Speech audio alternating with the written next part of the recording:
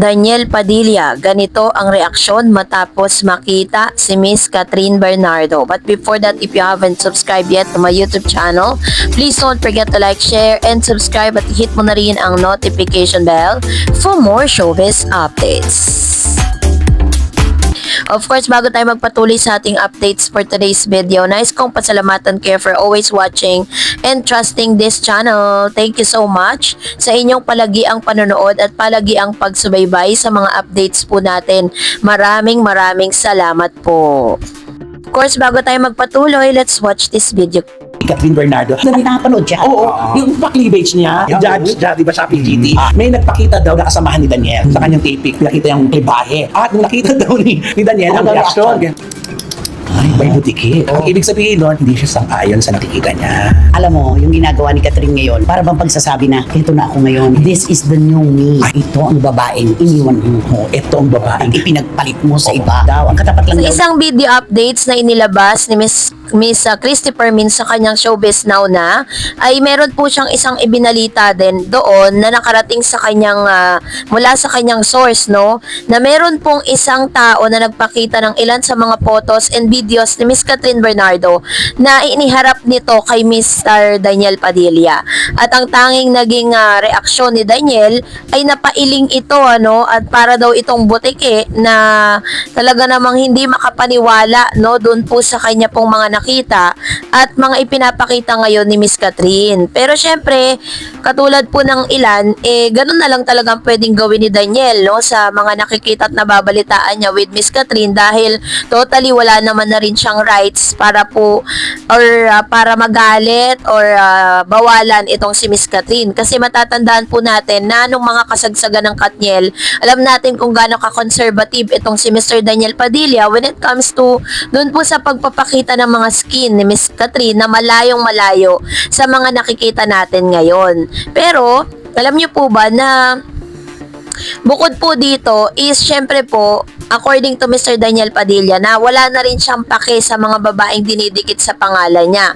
Kasi ang bongga po ng ilang mga interview niya na sinasabi niyang Daniel Padilla na sinagot na ang tungkol sa mga babaeng nalilink sa kanya. Ay niya, wala na raw siyang pakialam sa mga yon dahil masyado raw mababaw ang ganon para sa kanya at tumawa na lang ito. Ang tagal naman kasi ng mga issue na yon, di umano'y nag-cheat daw ang ex ni Catherine Bernardo at ang dami pang mga babaeng celebrity ang nadamay. Pati nga si Andrea Brillantes ay nakatanggap ng sobrang pambabash kahit wala namang pruweba ang mga ito at puro espekulasyon lang daw. Ito po ang sabi ni ito pong isa sa mga insiders, showbiz insiders na si Miss Lolit Solis, ano, pinagtatanggol niya si Miss Andrea Brillantes na sinasabing dahilan ng hiwalayan nga ng Katniel. Siyempre, hindi natuwa ang mga bashers sa naging sagot ng aktor. Tinawag pa siya ang mga ito na laos at wala na raw ningning. Ang angas pa raw ng pananalita nito na normal naman na salita ni Daniel yun na parang naman ang pagiging astig sa chewing si Senator Robin Padilla. Wala naman silang magagawa kung dead man na si Daniel sa mga intriga sa kanya. Tila hindi matanggap ng mga ito na nakamove on na ito at hindi na apektado sa mga kinasasangkot ng intriga noon. At mukhang hindi nga inakala ng mga ito nakakayanin na makasurvive si Daniel ng solo career niya na ngayon ay bumibida sa seryeng Incognito kung saan bongga ang ma-action niyang eksena. Ang ganda nga ng feedback doon. Tantanan na nila ang anak ni Carla Estrada dahil kita naman na happy na siya ngayon at tila nakafocus lang sa career niya. Hirit na mga fans niya, wag nang i-push ang reunion nila ng ex na si Catherine na nalilink di umano ngayon sa isang politiko. Okay na ang dalawa sa solo era nila kaya wag nang ipilit ang balikan. Kaloka. So, ganito po katindi ang mga statement ni Miss Lolit Solis sa kanya pong column dito po sa Filipino Star ngayon. Ano, naglabas po siya ng statement with regards to this kasi may mga napapabalita na may comeback movie daw ang Katniel na hanggang sa ngayon, wala pa naman pong inilalabas na any confirmation with regards to that. Ang pinaka-best thing dyan is hantayin natin. Pero yun nga, medyo napakibit balikat na lang si Mr. Daniel Padilla sa mga pa-cleavage ni Miss Catherine Bernardo at sa mga pagpapaseksi nito. Kasi kung tutuusin naman talaga, dapat nagre-revolve din, 'di ba? Itong si Miss Catherine. Pero parang sinasabi kasi ng ilang mga fans si Daniel na ito po ay malayong malayo sa personalidad ni Catherine. Kasi alam alam naman natin na Maria Clara talaga si Miss Catherine nung sila pa ni Mr. Daniel Padilla. So, kayo po, ano nyo sa loobin patungkol dito, mag-comment po kayo sa comment section. At ngayon, bigyan daan natin ang mga comments ninyo sa comment section kung saan may mga humanga at meron din naman mga hindi masyado kay Daniel, ano. Ito, basahin po natin. Unahin natin sa Serenato Science. Sabi niya, sorry, hindi pa rin ako believe kay Daniel. And even his new TV series, Lucky, madami sila. Pero hindi iisang taong credit.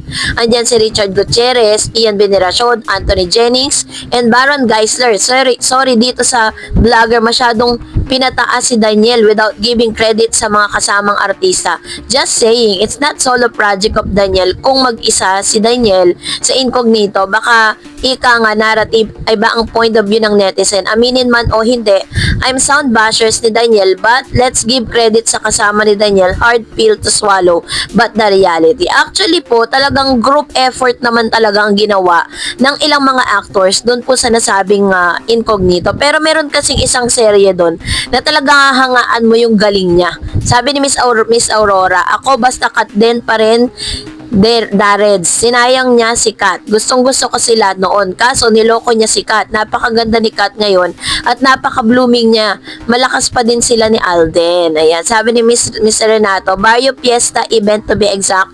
And not only Daniel is invited to go to London, Alden also magkaiba ng lugar, magkaiba ng pecha. Sorry, hindi lang Daniel makakapunta sa London. Ayan. halata si Renato talaga. Ayaw niya talaga kay Mr. Daniel Padilla. But anyways, let's respect one another's opinion, diba? Maaaring may malaking rason si Seren kung bakit hindi niya talaga bet si Daniel. So, this time, is we are just giving you an information with regards to that. And may kanya-kanya rin naman silang spotlight ngayon sa showbiz.